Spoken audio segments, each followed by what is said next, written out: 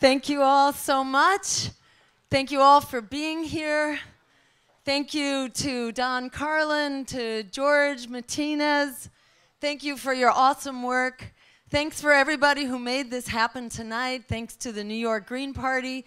This is what democracy sounds like, looks like, laughs like, loves like. Thank you all for making this happen here tonight.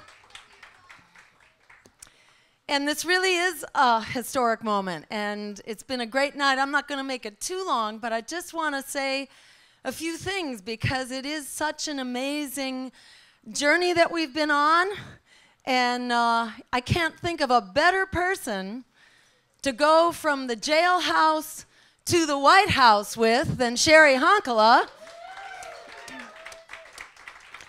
And we're not just going to go from the jailhouse to the White House.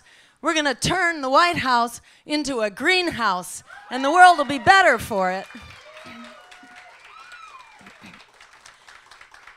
I thought this campaign was going to be like the most scary, divisive, ugly election I had ever been a part of, and I've run a bunch of times. And it's always been, you know, it's always been right out there, you know, kind of like, how dare you dare to run? We always hear a little bit of that. And I thought this would be like spoiler on steroids in this campaign, but it's actually been exactly the opposite. It's been like handing out candy at Christmas or Kwanzaa or Hanukkah, in fact. There are 90 million voters out there right now who are voting with their feet by saying they are not going to vote for Barack Obama. They are not going to vote for Mitt Romney. We just need to get the word out that they do have someone to vote for. And it is all about getting that word out, because who would have thought in their right minds that the people of Tahrir Square or Tunisia were going to turn politics on its head in the course of 2 to 3 weeks after 40 years of an entrenched dictatorship? If they could do it in 2 weeks, we can do it in 4 weeks.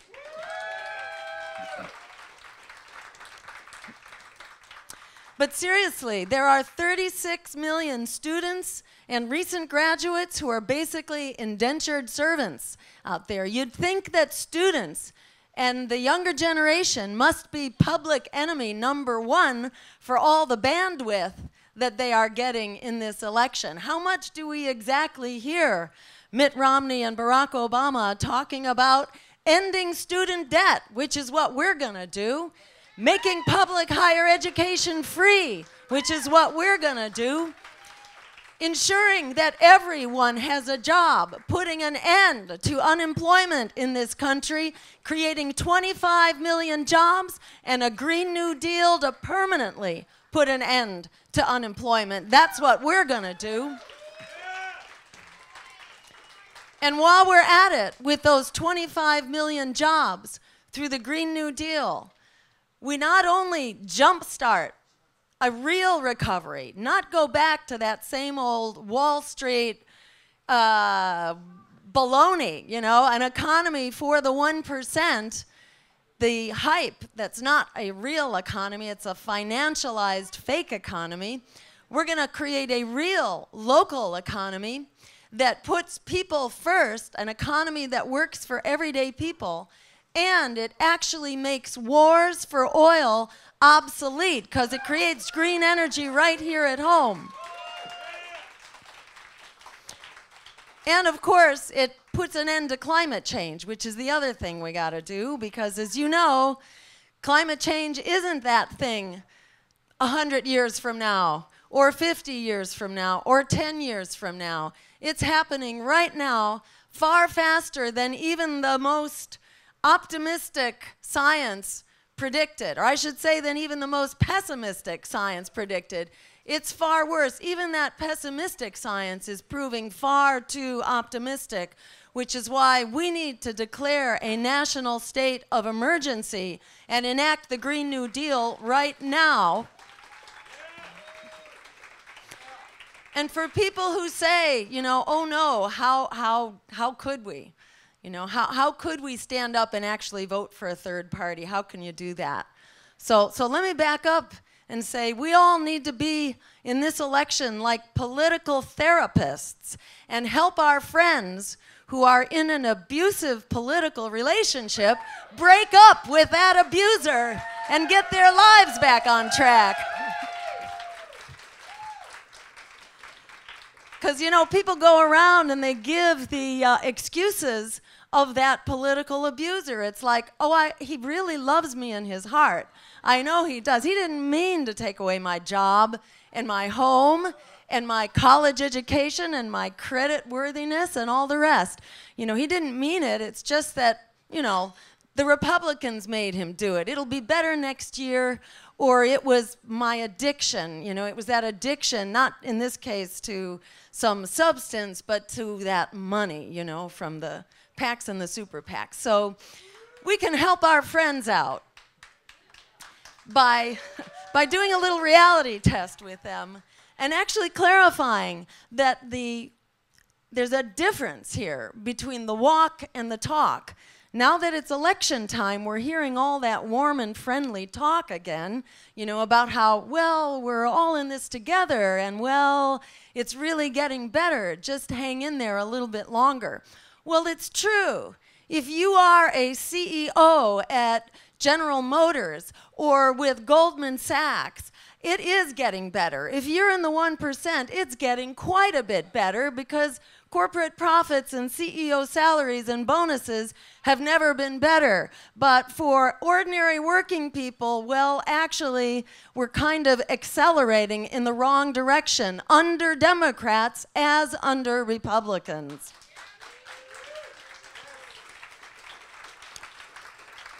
And when people say they're worried about wasting your vote, you know, well, the truth is to go into the poll, into the voting booth, and to vote, to pull the lever for either corporate-sponsored candidate, basically just gives them a mandate for 4 more years of Wall Street rule. That is the definition of throwing away your vote.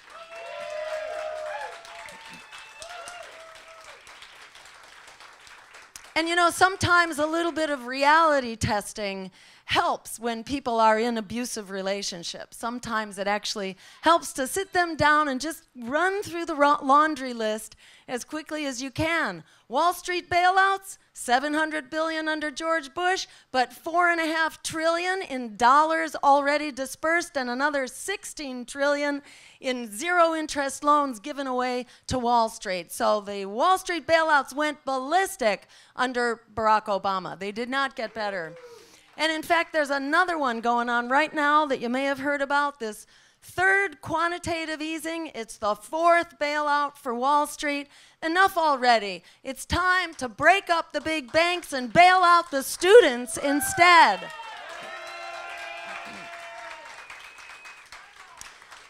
$40 billion a month is what they're spending now. $40 billion a month to keep bailing out the big banks that only get bigger. Too big to fail, too big to jail, more of the same. Time to put an end to it. At $40 billion a month, we could have every student bailed out in the next 2 years with this unlimited bailout going on right now. So that's what we need to do with that quantitative easing. Same thing on, you know, the declining wages, the offshoring of our jobs. How about those free trade agreements that Bill Clinton gave us, expanded under Barack Obama, including with this latest Trans-Pacific Partnership? It's time to turn those free trade agreements, which are free if you're a corporation, but they're very expensive if you are a human being or the planet. It's time to turn those free trade agreements into fair trade agreements. That's what we need and what we're going to do. On the attacks on Medicare and Social Security, that's actually what got me into this race when I heard a year ago that Barack Obama was putting Medicare and Social Security and Medicaid on the chopping block as the solution to the debt ceiling crisis. I said, oh my God, thank heavens, there is a Green Party which is alive and well at the national level, and we are not going to let that go unchallenged. We are the only voice as Greens that are actually standing up for Medicare and Social Security. And just watch, after this election, if we are not in the White House, they are going to be going after Medicare and Social Security. The president has refused to say that he's not. So it's pretty clear what's on the chopping block here. And we are going to be making hay out of that because there is no excuse for that. Social Security is not broke, and Medicare is not broke. All we need to do is raise that cap on Social Security, and the way to fix Medicare is by making it Medicare for all. That's how we're going to fix it. That is the only thing that's really broken about Medicare, is that it hasn't been expanded yet. Because what we need is not a sick care system, and that's basically what we have right now. We don't have health care, we have sick care, and it's hard to even get that sick care. But sometimes you do need sick care, and that's what Medicare for All will do. And by the way, with Medicare for All, we can bring down that national debt every bit as much as they are doing through austerity. What would you rather have, Medicare for all or austerity? What's the way to pay down our debt? Medicare for all, obviously, no brainer. So how about it? And just a couple other little things to reality check. The expanding war, you know how this was going to be the peace president, but unfortunately, you know, why did we withdraw from Iraq? You know, to go into Afghanistan is one reason, and the Iraqis is the other. That's right. And the other reason is George Bush set the date of withdrawal with an agreement that basically ended immunity for U.S. soldiers. So how do you like that? It was George Bush who forced the hand of Barack Obama to bring the troops home from Iraq. So what we need to do now is bring all the troops home from Iraq and Afghanistan and the bases all around the world and bring back those hundreds of billions of dollars to what we need to do here. That's true security, is bringing those troops home.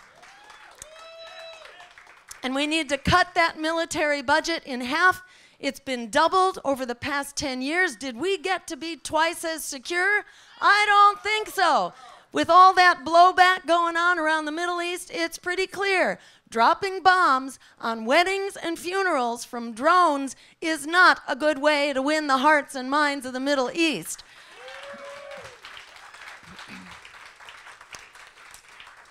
We need an international policy. We need a foreign policy based on international law and human rights and diplomacy. And the first step is to downsize those troops and bring them home and our war dollars home.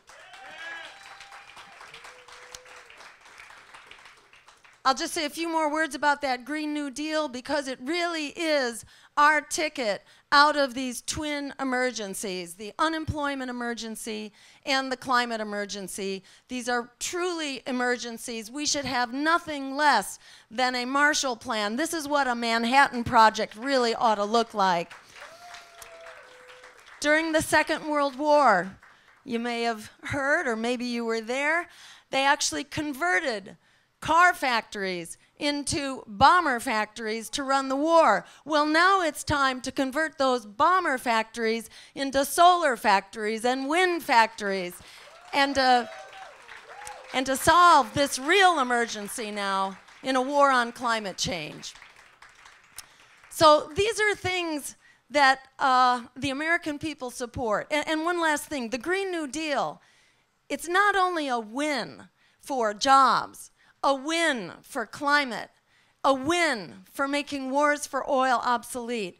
It's also a win for our health because doing what's right for the climate means a healthy food system with local, organic, fresh food, you know, like your mother always told you, this is how you get healthy.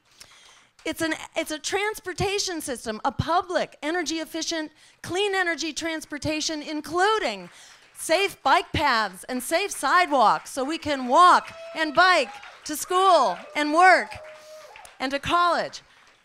Because once you eat the right food and you start getting active, and it gives us pollution prevention because the Green New Deal means we have green energy, not all this stuff spewing carbon and other terrible things for our health and our water supply and our food supply and all that. You know, it means pollution prevention. It means cleaning up the air, keeping our water clean. It means not exhausting our water supplies with this fracking that's being given the thumbs up by the Obama administration and the Cuomo administration. It means no to any new carbon sources, including fracking, which is good for our water, and to say no to fracking is good for our water and good for our health and good for our air and climate. So the Green New Deal is also, it is the health care system that we can't buy spending $2 trillion a year on this sick care system. $2 trillion, yet 75% of those dollars is being spent on the treatment of diseases that are preventable at a tiny fraction of the cost. So this saves us big time on sick care expenses that we don't need to have. So it's an all-around win-win. The agenda of the Green Party and our campaign is an all-around win-win, and one of the biggest wins about it is that this is what the American people are actually clamoring for in poll after poll. We actually have majority support. We don't just have the power of truth and justice and real road-tested solutions like the New Deal that actually got us out of the Great Depression, instead of more of this trickle-down voodoo economics that just gets us into more depression. These are solutions that actually work. So what we've got on our side is not only all the right stuff. For once, we actually have public opinion on our side as well.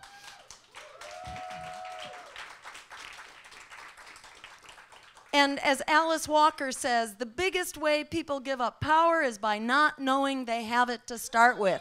Well, we know we've got it, and we're going to use it. And that's what our campaign is all about.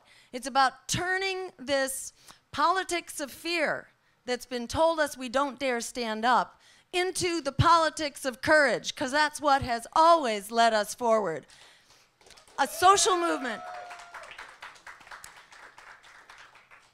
And the politics of courage is what's alive and well out there on the streets right now, from the democracy revolutions in the Middle East to the Occupy protests all across this country, and the eviction blockades, and the blockades against the Keystone Pipeline going strong in East Texas right now, and the Chicago teachers' strike, and the student strikes to stop tuition hikes, in fact, to push for free public higher education, which is what we're calling for. So that courage is alive and well out on the streets, and what we're doing as an independent third political party, an alternative party, we are bringing that politics of courage into the voting booth, because when you have a social movement on the ground together with an independent political party that can drive that agenda forward and into the public discourse, that's when transformational change becomes unstoppable.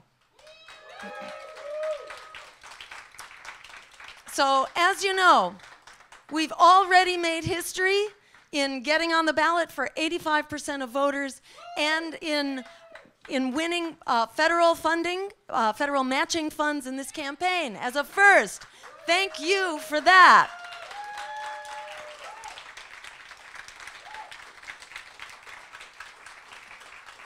So now we have an incredible opportunity in front of us. You know how they tie you up in knots as independent candidates and as an independent party? They keep you very busy just getting on the ballot. For 90% of this election, we have spent our time, our resources, and our staff focused entirely on that battle, and we've largely won it. So now, in the last 3 weeks, basically, now is the time to really run this campaign. But what is so exciting is that even before we started, while we were still fighting to just get on the ballot. We weren't getting out the word. But the word spread all by itself, and we began to come up in the polls from undetectable to 1% to 2%, and now we're going to keep pushing that up. And you know what happens?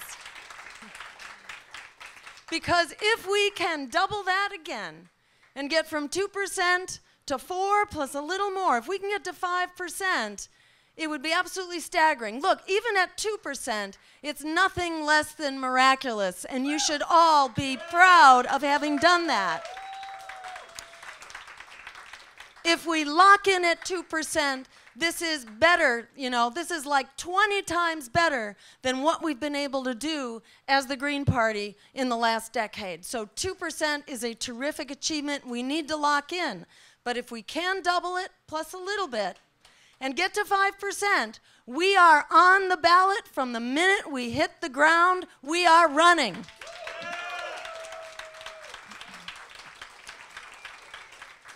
In every race going forward, not just the presidential, but also our local partisan races, we are on the ballot from the get-go if we get to that 5% number. And the other thing we get is, as Sherry mentioned, $20 million to launch the next presidential campaign. So think of it like this. It could be the best investment you ever have made in your life. If we can raise $500,000, and we're on the way to that, but $500,000 would give us a really strong final campaign. That means basically doubling what we did in the first half of the race. During the primary, we raised $500,000. This was absolutely record-breaking for the Green Party. Yeah, and thank you all for that. Thank you so much. So now I'm asking you to do it again, to give what you gave, and call everybody you know who's not here and ask them to do the same thing. Because if we can raise that $500,000 again for this final 4 weeks, we think we are in a very good position. We're in a very good striking zone to actually reach that 5%. If we can hire full staffing with a $500,000 campaign, we think we are very well positioned to get to 5%. If we get to 5%, boy, they will not know what is coming at them at the start of the next election cycle.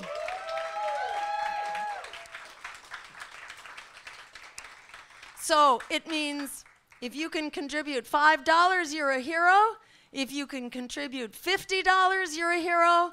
If you can contribute $500, or in fact, $2,500, that's the limit that is legally allowable. So I mention it in case there's someone walking around the room who has just change overflowing from your pockets and you don't know what to do with it. But you're a hero, whatever you contribute. And if you call 10 of your friends and tell them to do the same thing, you're 10 times as much of a hero just for spreading the word.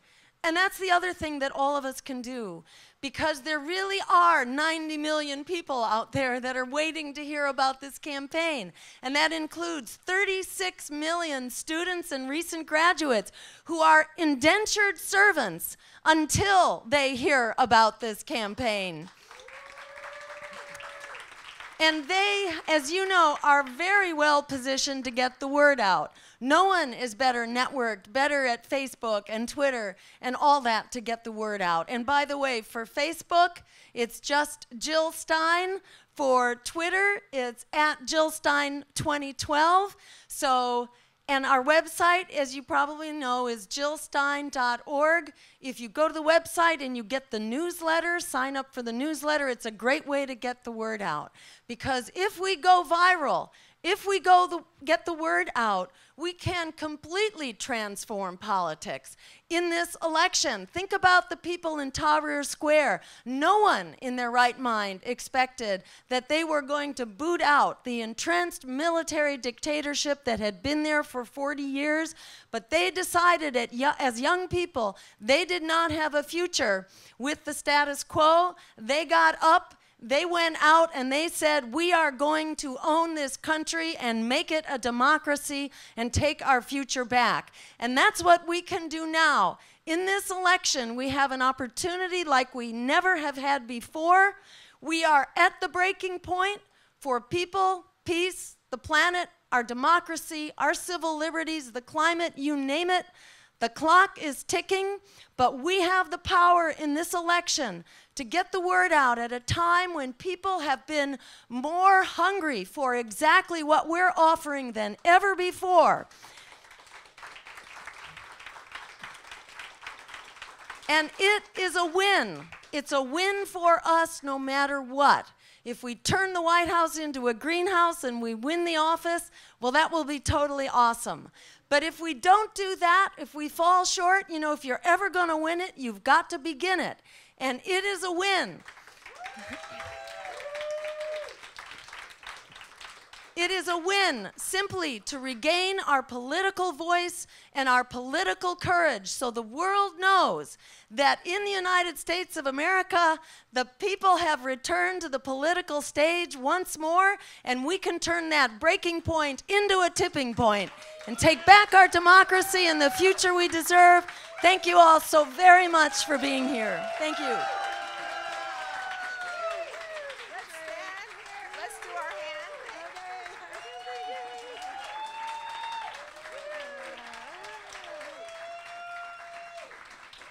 Let's hear it one more time for the next President of the United States of America.